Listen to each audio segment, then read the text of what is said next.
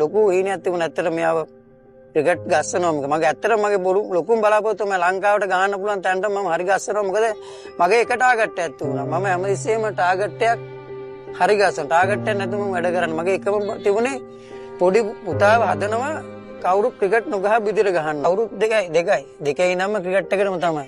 දෙකේට අවුරුදු මොන්ඩිසෝරි යනකොට හොඳටම සෙල්ලම් කරනවා. හොඳටම සෙල්ලම් කරනවා. ප්‍රශ්න ආවොත් තමයි අපිට ජයග්‍රහණයක් කරන්න පුළුවන්. මම මිසකුවක් දැන් මොකද මෙයා ඩිස්ට්‍රික්ට් එකේ ඉඳන් අවුරුදු ඉස්කෝලේ 3 වසරේ ඉඳන් ක්‍රිකට් ගහන්නේ. ඒ කාලේ ඉඳන්ම එකම විදියටම මැච් වල ගහනවා. නමුත් දෙසිම ස්කෝඩ් එකේ ඩිස්ට්‍රික්ට් ස්කෝඩ් එකකට ඩිස්ට්‍රික්ට් කෝච්ලා වැලියු එක නමුත් අපි සැලුන්නේ නැහැ. ඩිස්ට්‍රික්ට් නෙවෙයි අපි ටාගට් එකක් මම දුන්නා. පුතේ එන වෙලාව වෙනවා. ඉතින් අපි මේ වගේ ඉතින් එයාට කිව්වා සැලෙන්න රන්ස් අපි ගහමු. අපි ගාගා පෙන්නමු.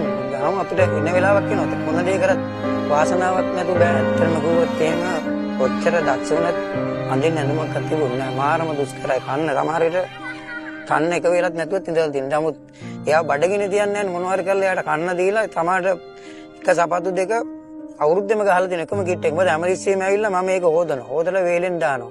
හැමතිස්සෙම ගෙදර වයිප් එක ඇවිල්ලා යාට වැඩ කරනවා. මම යාට වයිප්ට හොදන්න බෑ. චෙච්චෙටම කුණුනේ. ඒක හැමතිස්සෙම හොදලා කරලා ගෙදර පෑන් එකක් සාමාට ඉන්න තැන තුන ඒ පෑන් එකේ තමයි එළින ගඳා. ඒක තමයි උදේ රන්දල යවන්නේ.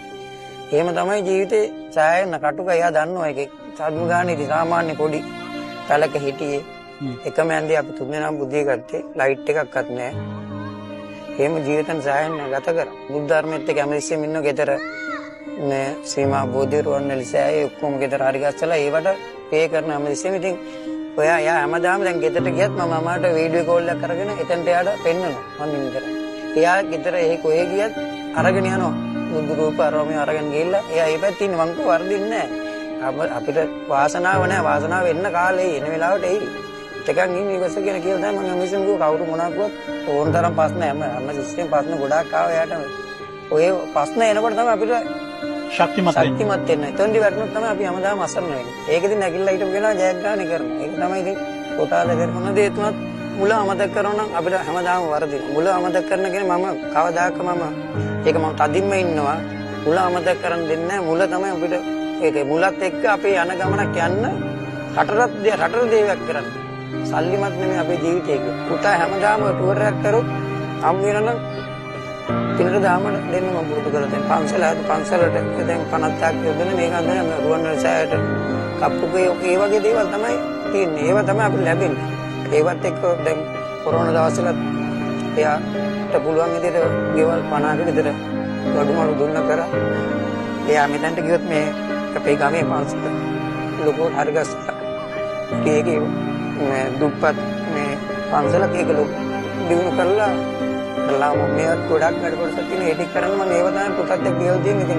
මේ දුක නේද මේ පැතුම්ම මේ තත්ත්වෙට උසවලා තිබ්බේ. අනිවාර්යයෙන් දුක හොඳටම එයා දන්න දුක කියන හොඳටම දැනලා තියෙනවා. ඒ දුකේ ඒකෙන් තමයි එයා මේ ගමන යන්නේ. ඇත්තටම නිකම්ම නෙවෙයි ඒ දුකට ගන්න පුළුවන් එයාට මෙතනින් විතරනේ එයාට ගොඩ යන්න පුළුවන්.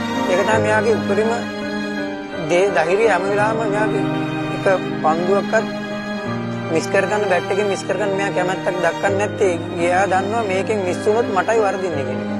ඒක මොකද එයාට හැමදාම කියන්නේ බැනුමක් අහගන්න තියාගන්න එපා. අපි මේ ඉන්න ටිකේ හරි දෙයක් කරලා හරි විදියට ජීවත් වෙමු කියලා. කාටවත් බරක් නොවි කායිමත් අපහාස විඳින්න නැතුව අපිට මොන දෙයක්වත් අපි කාටවත් වැරදි නොකර ඉන්න විදිය තමයි මම එයාට කියලා තියෙන්නේ.